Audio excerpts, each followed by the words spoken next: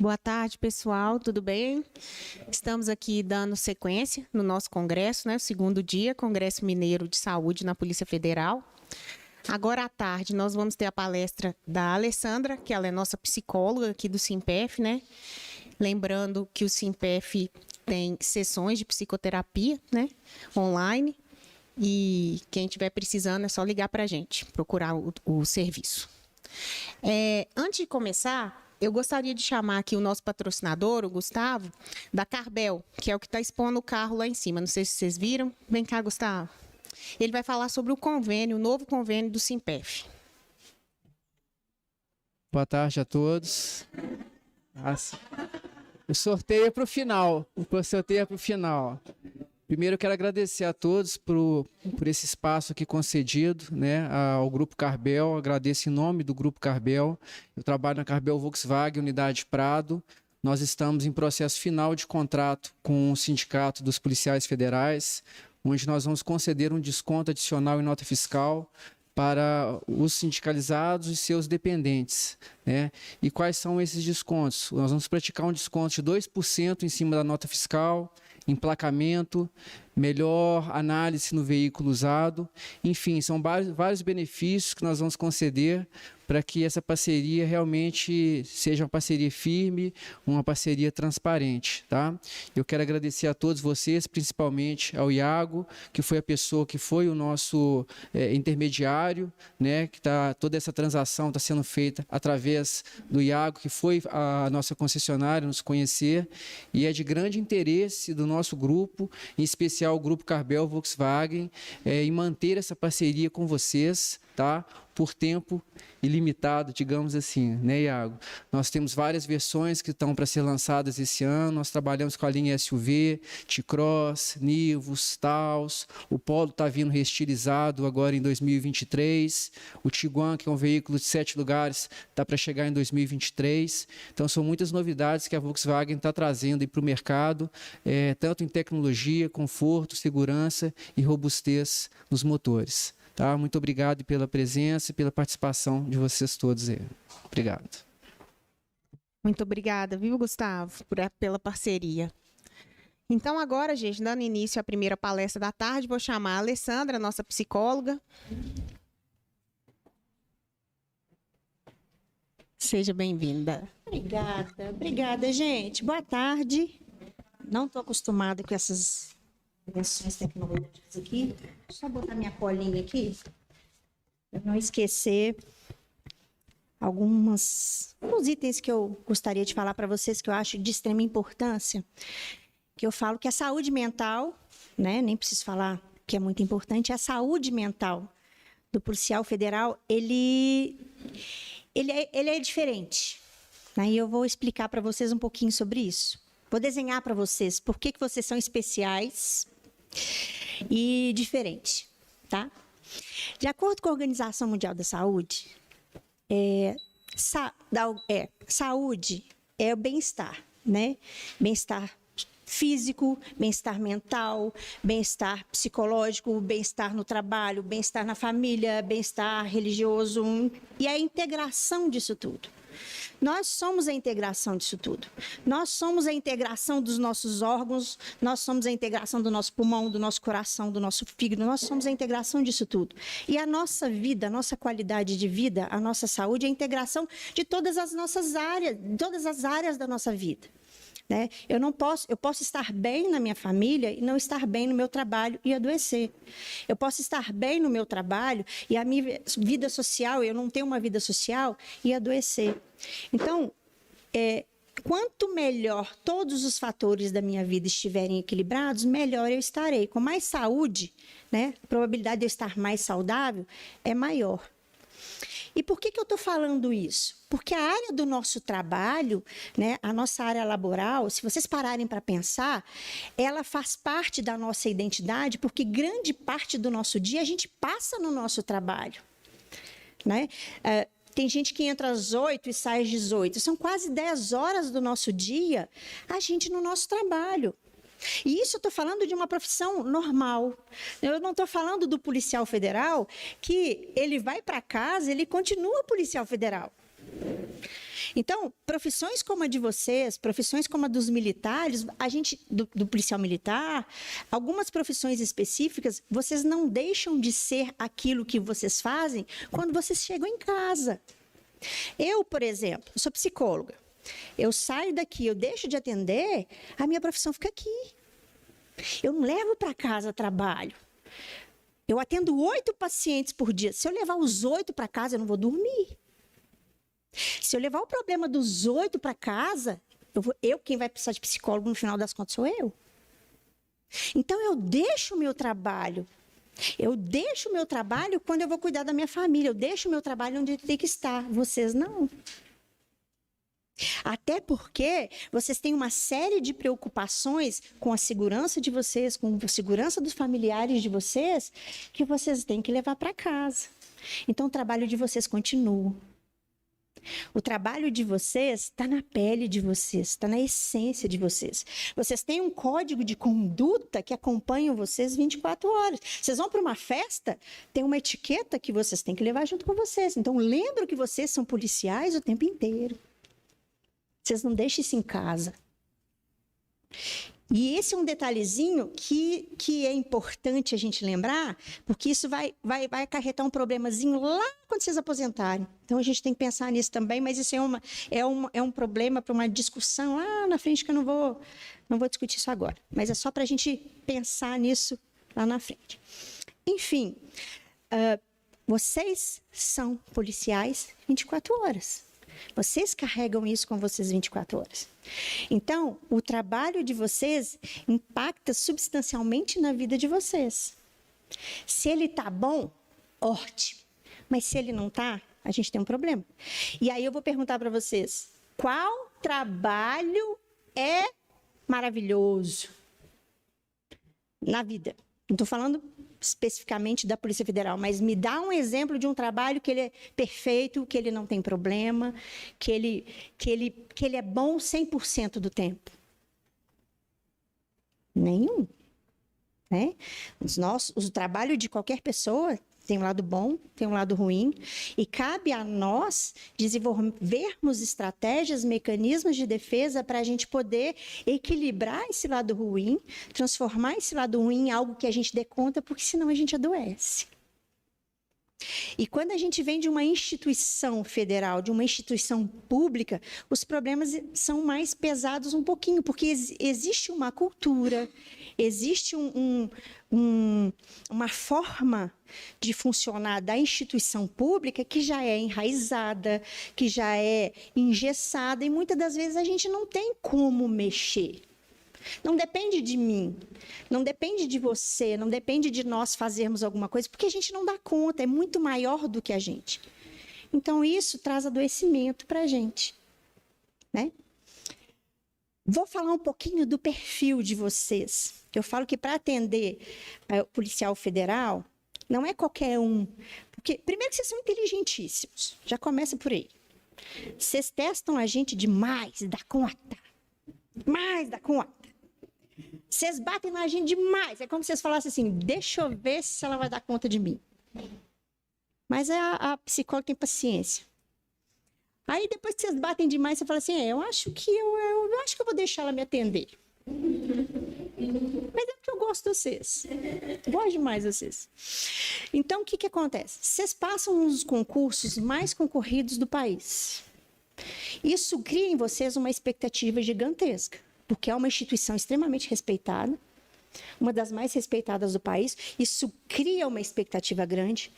Concurseiro é um bicho meio desprovido de verba, então qualquer salário maiorzinho já é um dinheiro bom. Então você entra com aquela expectativa de vou ficar rico, né? Então você já entra, vou ficar milionário, vou entrar para a Polícia Federal. Vocês criam uma expectativa altíssima. Faz aquele curso, vocês têm que passar. Então, vocês ralam mais que barriga de cobra para poder dar conta do curso. Passei, entrei, sou policial federal. Aí, vocês vão mudar para um lugar onde a CVC não tem pacote, né? Que é lugar lá na casa do caixa-prego, onde a condição não é lá essas coisas. Aí, a frustraçãozinha vem, né? Vocês vão falar assim, não era bem isso que eu estava esperando, mas eu sou da Polícia Federal. Vocês ralam mais ainda que barriga de cobra, porque estou na Polícia Federal, né? Vai valer a pena. Recebe o salário milionário, vocês falam assim, estou rico. Passa um tempinho, o salário já não começa a ser mais muito de rico, né? Vocês vão se adaptando e a frustração vai vindo, né? Porque vocês vão se adaptando, a gente vai se adaptando às nossas novas realidades. Então, o que era uma coisa muito grande, as dificuldades da vida de vocês, né, da nova realidade, vocês vão se atualizando às novas realidades e as dificuldades vão se adaptando à nova vida de vocês. Então, vocês vão atualizando a vida de vocês à nova realidade. Com isso, vem as dificuldades, vem as frustrações, vem a qualidade, às vezes, da realidade de vocês que não estão tão boa assim. O que vai acontecendo? Vocês vão se frustrando, né? Alguns têm os limiares de frustração mais altos, outros não tanto, porque isso é individual. Cada um tem a capacidade de lidar com a frustração, com a dificuldade de cada um, é da personalidade. E aí, cabe a cada um de nós desenvolver o segredo, gente, da vida da gente, o segredo de ser feliz não é não ter problema, porque até não ter problema, para uns é ter problema. O segredo da vida da gente é a gente desenvolver estratégias e mecanismos de defesa para a gente dar conta das adversidades. Porque eu não tenho como impedir que as adversidades, as dificuldades, as coisas aconteçam. Eu não tenho controle sobre isso. Mas eu tenho como que fazer do que o outro faz de mim, o que acontece comigo. O que eu vou fazer disso? Eu vou transformar nisso em quê? Como eu vou resolver isso? O segredo está aí. Principalmente numa profissão que eu sofro duas vezes. Eu sofro porque eu sou policial e eu sofro porque eu sou vítima da mesma coisa. Ao mesmo tempo que eu tenho que lidar com eu tenho que lidar com a situação duas vezes. Vocês, ao mesmo tempo que vocês lidam como policial, vocês são vítimas da situação também. Vocês se envolvem com a situação também. Apesar de que, como super-heróis, vocês não podem se envolver. Mas não quer dizer que vocês não sofram, não quer dizer que vocês não sintam, não quer dizer que vocês não se mobilizem, apesar de não poderem se mobilizar. Porque se todas as vezes que acontecer alguma coisa, vocês se mobilizarem com a situação, vocês vão sofrer. Então, vocês acabam se desensibilizando. Mas isso não quer dizer que vocês não vão sofrer com a situação.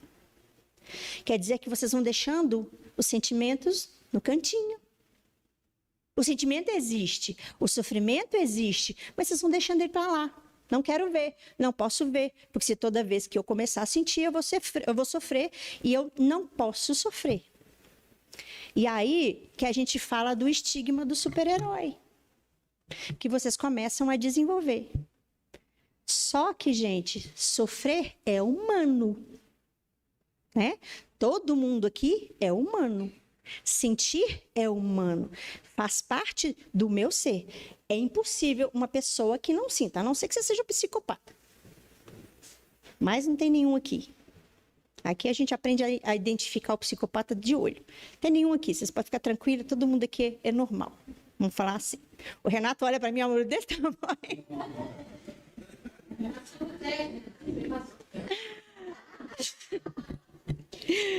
Não existe cara mais humano que o Renato. Até demais. Tenho vontade de bater ele de vez em quando, né, Renato? Mas o sofrer, gente, o sofrer, ele é humano. A gente não vai deixar de sofrer. A gente tem que administrar de forma que isso não me adoeça. Porque o fingir, o dar conta de não sofrer é o que me adoece. A questão é como que eu vou administrar isso. Então, vocês como pessoas que têm que administrar o sofrimento do outro e o de vocês sem entrar nos processos, tem que desenvolver essas estratégias para não se deixarem atingir, dando conta da situação. O problema todo está aí. Vocês começam a desensibilizar, a não sofrer e não deixar atingir, só que isso vocês vão engolindo as coisas. O corpo da gente ele é muito inteligente. Se a gente não põe as coisas para fora, ele vai colocar. É fato, não é dele. Ele não engole aquilo que não é dele. Se você não põe para fora por bem, ele vai pôr.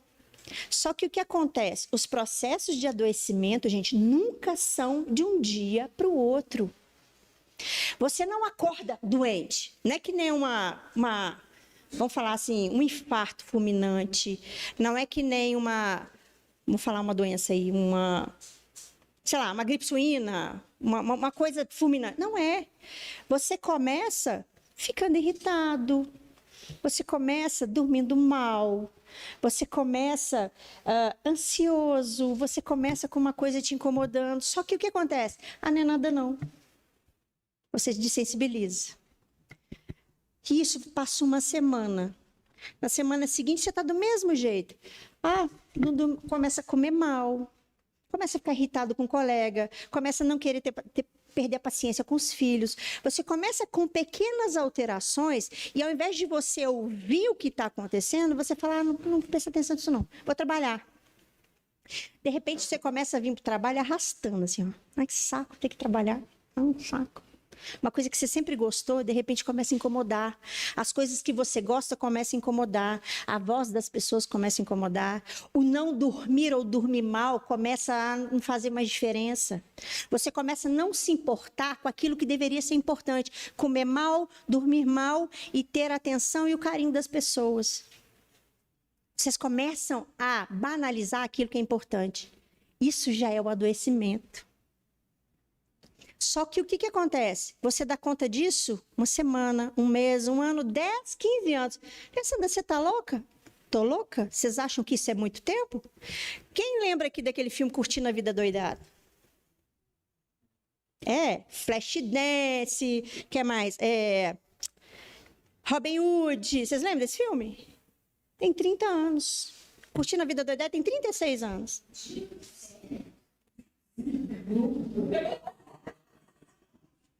Foi ontem, não foi? O que dirá 10, 15 anos de sofrimento, vocês perceberam? Não. Aí sabe o que acontece? No dia seguinte vocês estão tendo ataque de pânico aqui. Porque assim, o perfil da Polícia Federal é depressão e ataque de pânico. E burnout. São os 3 maiores doenças. E vocês vão rezar para ter um dos 3.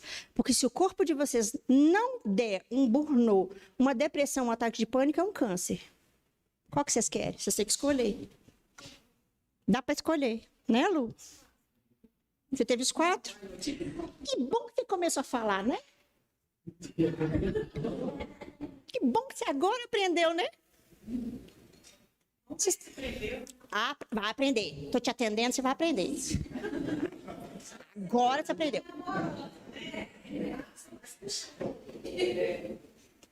Aprendeu, né?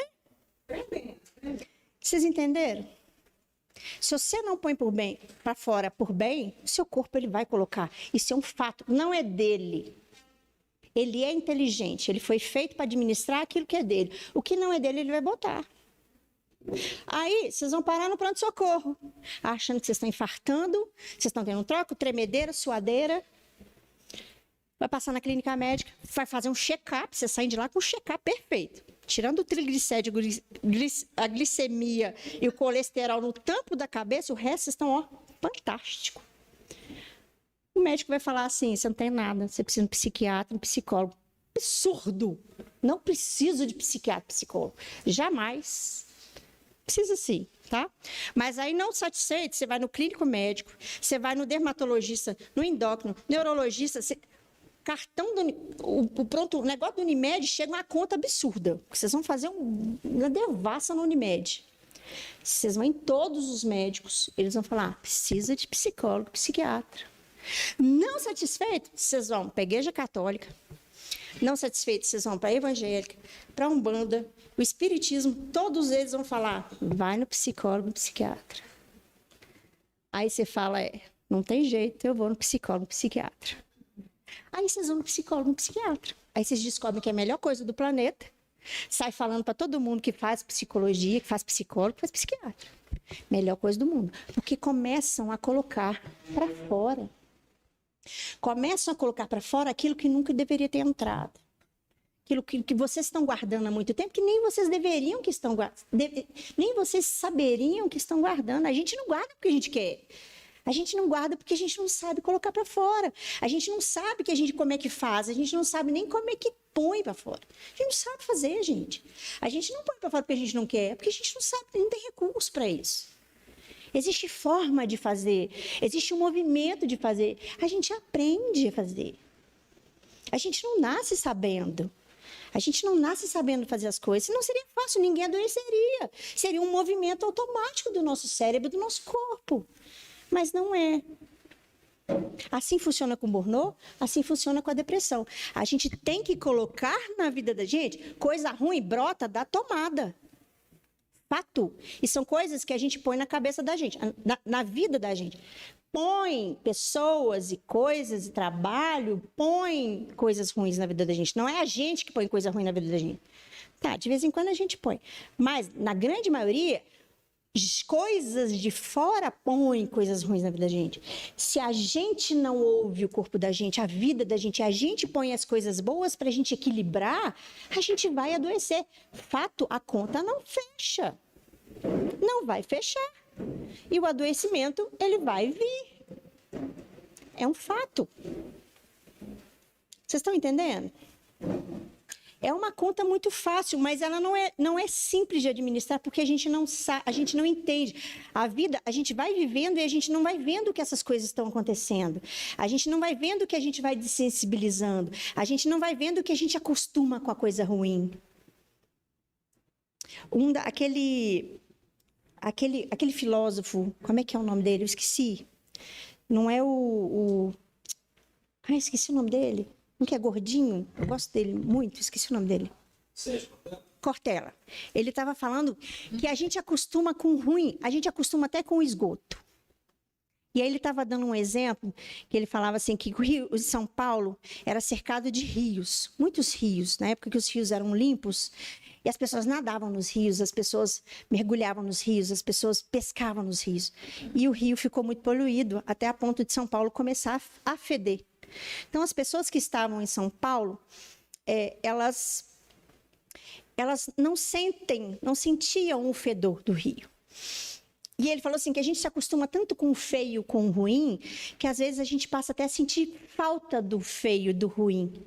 E ele fala que quando ele sai de São Paulo, que ele passa muito tempo fora de São Paulo, ele vê que ele está em São Paulo, quando ele sente o cheiro do esgoto, ele fala, cheguei em casa. Então, o ruim passa a ser bom. Então, a gente acostuma com o ruim, a gente acostuma com o processo de adoecimento. Só que quando o adoecimento, ele põe a minha vida em ameaça, eu me sinto ameaçada é quando eu tomo um susto.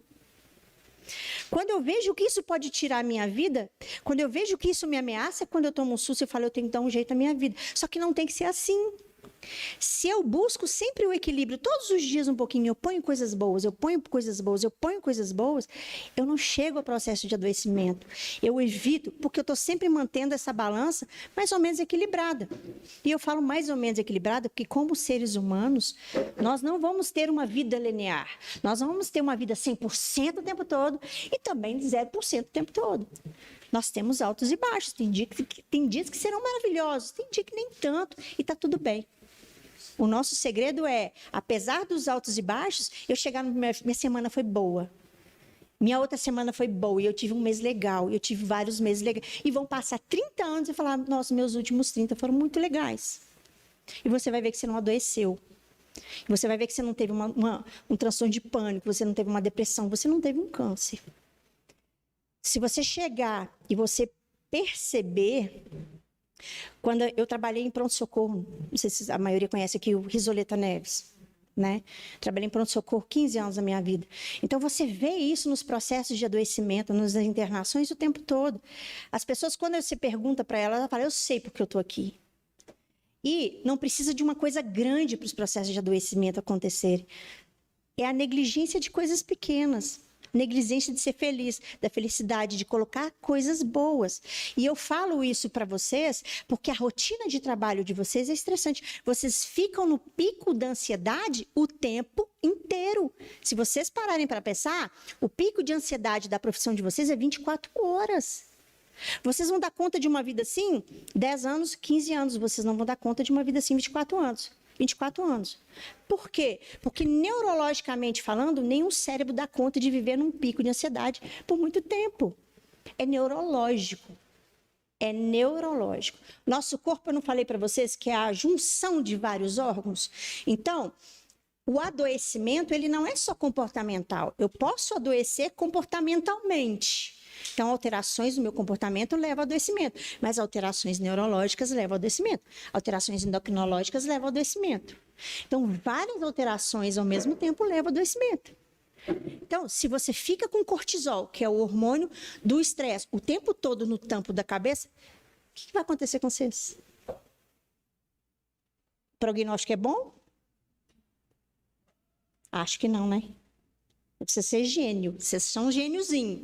Então, vocês usam a cabecinha de vocês para vocês chegarem a uma conclusão de que se vocês não derem um jeito de equilibrar essa balança, vocês vão adoecer. E é um fato, gente. Entre 1999 e 2005, houve um estudo em que houve 42 suicídios dentro da Polícia Federal. Desses 42, claro, uma foi mulher e 41 homens. Por quê? Mulher fala. Mulher fala pra caramba, mulher põe pra fora, mulher procura médico, mulher procura ajuda.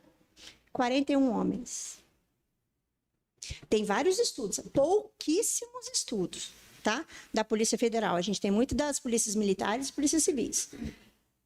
Suicídio é o que mais mata dentro da Polícia Federal. Se a Polícia Federal fosse um país, ela estaria em 6º lugar no mundo em suicídio. É um fato. O Brasil estaria em 111º lugar no mundo em suicídio. É um fato. Então, quando eu falo da saúde mental de vocês, eu estou chamando a atenção que a gente pode prevenir adoecimento, a gente pode prevenir adoecimento. A gente tem como fazer isso, a gente tem como fazer isso.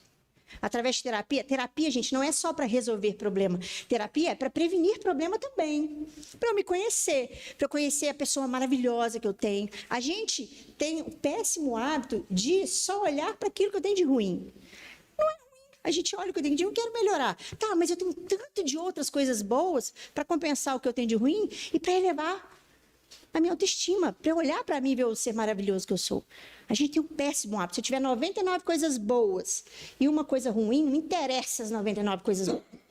Só me importa a única coisa ruim. Gente, é como se eu só fosse uma coisa ruim. Eu só tenho coisa que não presta. Se você pegar o psicopata mais psicopata do planeta, pergunta para a mãe dele se ele não é lindo. Pergunta para a mãe dele se ele não é um fofo, uma criança mais gostosa do planeta. Pergunta. Até ele tem uma coisa boa, você não tem? Tem muita coisa boa. Eu não canso de falar para vocês. Um monte de coisa boa. E a gente tem que enxergar isso. Porque gente, para falar coisa ruim, que nem eu falei, brota da tomada. A questão é, outra coisa, a gente não tem que enxergar a gente pelo olho do outro. O olho do outro pode estar estragado, o olho do outro depende da história dele e não é um problema meu. É o que o meu olho mostra para mim de mim. E o meu olho tem que estar limpinho, o meu olho tem que ser lindo, o meu olho tem que ser positivo, o meu olho tem que olhar para mim e olhar a pessoa maravilhosa que eu sou, porque isso me levanta. E isso, quando esse olho me levanta, ele não me deixa com que eu me atinja com as coisas negativas que vêm de fora. O processo de adoecimento não vem tão fácil. Já que eu passo a maior parte do dia no meu trabalho, que não facilita o meu processo de não adoecer, então, esse processo de não adoecer, ele tem que ser de dentro para fora. Eu tenho que fortalecer o de dentro para fora, para o que de fora para dentro não me atinja. Esse é o segredo. Por isso que a terapia é importante. Psiquiatra é importante? Importantíssimo. Existe uma série de disfunções, desequilíbrios neurológicos que, com a terapia, às vezes não vai ajudar. Você precisa equilibrar o neurotransmissor. Fato. Outra coisa, não tem que ter preconceito, gente. Não está escrito na testa de ninguém. Toma um remédio psiquiátrico. Se eu olhar para vocês, eu sei aqui quem está tomando glicose, insulina. Eu sei aqui quem toma remédio para o coração. Eu sei aqui quem toma remédio para baixar o triglicérides. Se vocês não falarem, eu não sei. Por que remédio psiquiátrico eu vou saber? Eu sei aqui quem faz terapia. Sei porque eu atendo grande parte. Mas o resto, se não falar, eu vou saber? Não sei. Se não me falar, não sei. A não ser que vocês saiam contando para todo mundo. Gente, eu faço terapia. Eu faço terapia. Eu faço. Tá, mas se vocês não falam, ninguém tem que saber. Por que o preconceito? Porque é interno. É preconceito de vocês. Parem de besteira. Parem de bobagem, porque na hora que o bicho pegar, que vocês ficarem doentes, quero ver quem está do lado de vocês. Quem é que vai aguentar o rojão do processo de adoecimento? E uma coisa, gente, é vocês adoecerem com uma enxaqueca, vocês ir no hospital, tomar um remédio e ficar bom. Outra coisa é desenvolver um transtorno de pânico. Alguém sabe o que é um transtorno de pânico? Quem não teve, né? Não, eu sei. É porque você fez assim para ele, não. Quem não teve? Seu corpo você tem um pico de ansiedade tão forte. Quem que já brincou de pique-esconde? Todo mundo já brincou. Sabe aquele frio na barriga, desorientador, que você está escondido, dá uma vontade de fazer xixi, desorientado, você está escondido, a pessoa vai chegar perto de você, te dá aquela adrenalina? Multiplica aquilo por 100. Seu corpo começa a responder de uma forma que você não tem controle, te dá uma taquicardia, suadeira, você acha que você vai infartar, você respira, o ar não entra. Você respira, o ar não entra, você acha que você vai ter um troço. Na consciência, você sabe que você não vai morrer, que você não vai ter um troço, você está respirando, mas o seu corpo não responde. Você perde o controle do seu corpo. Isso é um ataque de pânico. É isso. Você tem consciência... Pois não. Nada. Eu tive, assim, pânico, e só para fazer essa provocação, no primeiro momento, isso aqui, lá atrás, anos, sinteticamente, meus filhos foram. Era pequeno, para viajar com a mãe, porque eu 6, 7 anos. Beleza, fiquei sozinho em casa durante 15 dias, beleza. E do nada, uma noite, lá, 2 horas da manhã, a senhora está mão fria, não sei o quê, pé quente, não sei o quê. Você acha que vai morrer. Eu pulei, né? E se já lá, ninguém não sabe se deixar a garagem aberta, não sei o quê, que negócio. Fui pro médico para parte da manhã. 6 horas da manhã, para a noite de pé. Fez o exame, e falou, olha, nesse livro meu, doutor, está tudo aqui, não sei o que, tá. Moral da história. Então, olha, isso é mais comum do que você imagina. Isso é a careca, não sabe? Uma síndrome de pânico. Remédio, psiquiatra, aquele negócio todo, que é bastante. Mas aprendi a conhecer isso aí e o corpo humano, esse ponto que o senhor acabou de falar agora, psique, né, leva a essa situação. Então, o que acontece? Antes, também, tinha um advogado, amigo da minha família, ele não andava no edifício Brasil, ele está em Jota. Olha, eu vou lá para o escritório, vou botar irmão, vamos lá para a gente, não. Beleza, né? Chama de sabe? Não precisa, aí não dá. Quando aconteceu esse fato dele, por exemplo, subida de carro, se fosse um pouco mais limpo, carro da família já era. Mas não subia nem a pau. Ônibus, começou a andar, maravilha. Andando por lá, na sede, na costeira, beleza, pé, não interessa. Se ele parasse, acabou, né? Exemplo que cada um tem uma situação. Colegas aqui, também, teve caixas torneadas. E li um livro, só para finalizar, e o rapaz estava dirigindo Bauru, São Paulo, ia toda semana, visitar tia, não sei o que, solteiro e tal. Um dia chegou na BR, largou o carro lá no lançamento, meu Deus, eu tô morrendo. E repetiu algumas coisas, graças a Deus, ele sabe o né, cara? Só falou, né? Essa leitura.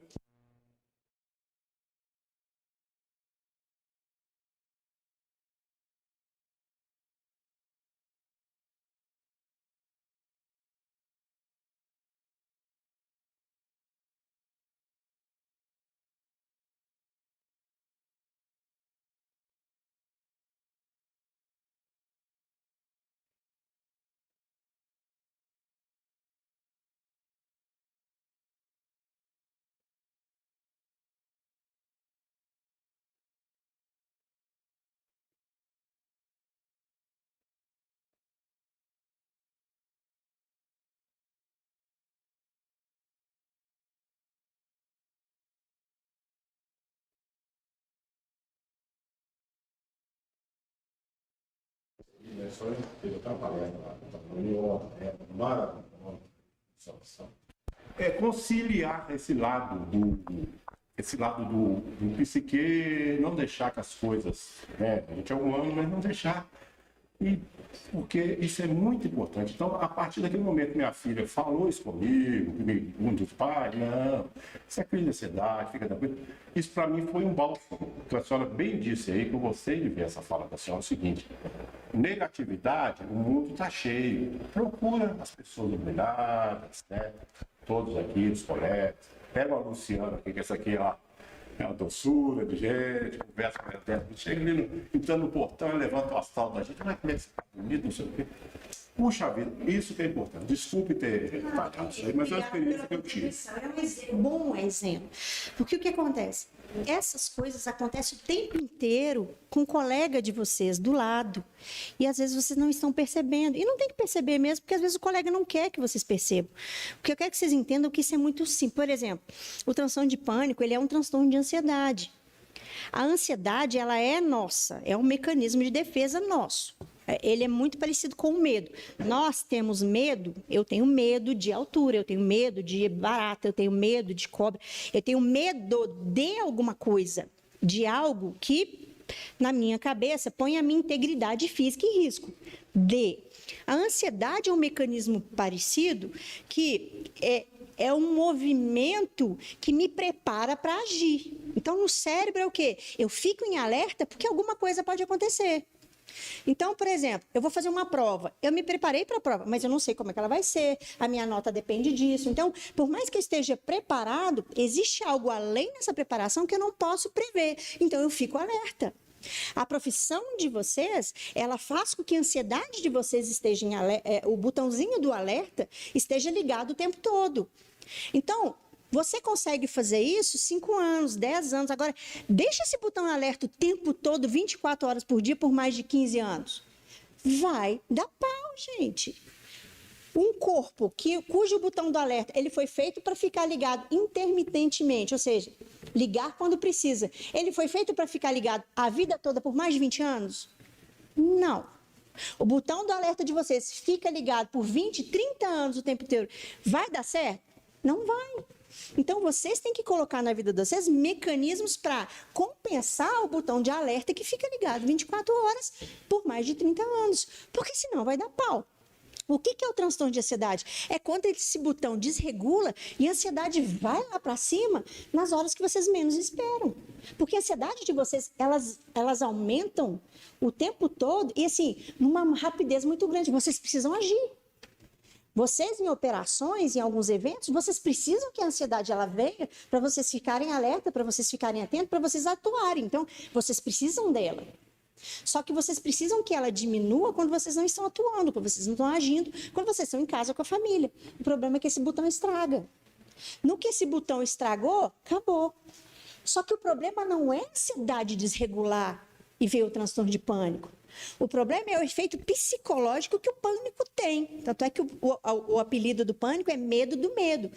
Ele vem de uma forma tão violenta e ele traz sensações desagradáveis, tão desorientadoras, que você começa a ter medo dele. Você não tem medo do pânico, porque você sabe que você não vai morrer. Mas você começa a ter medo de quando ele vai vir. Então você fica, ai meu Deus, será que ele vai vir? Ai meu Deus, será que ele vai vir? Ai meu Deus, será que ele vai vir agora? Será que ele vai vir de novo? Será que isso vai acontecer? Então, você mesmo fica eliciando os pânicos, porque você já está ansioso, você começa a ficar mais ansioso com medo do pânico vir. Então, chama medo do medo. Se a ansiedade já era alta, porque a profissão de vocês já faz com que ela fique alta, com o pânico vai ficar mais alta ainda. Então, para finalizar, a gente tem que começar a olhar a saúde mental da gente, no caso vocês, com mais carinho, porque a profissão de vocês, ela faz com que algumas... vocês tenham uma tendência ao processo de adoecimento no longo prazo, por conta da ansiedade, ou a depressão, ou o próprio burnout. Né? É muita intensidade. Então, vamos começar a olhar com carinho, sem preconceito, para a saúde mental de vocês, para a própria saúde de vocês, para ter o equilíbrio. Certo, gente? Alguma dúvida? Não? Podem falar, não vou brigar com vocês, não. Tá? Né? Ó, nós vamos dar um intervalo de 10 minutos, que aí depois eu vou chamar o nosso amigo Nilo, e eu vou fazer uma entrevista com ele, que ele é um exemplo muito bacana. É um colega de vocês que superou a depressão, né, Lilo? Ele vai trazer vai dar o depoimento dele para a gente, porque é muito interessante. Tá, joia? Obrigada.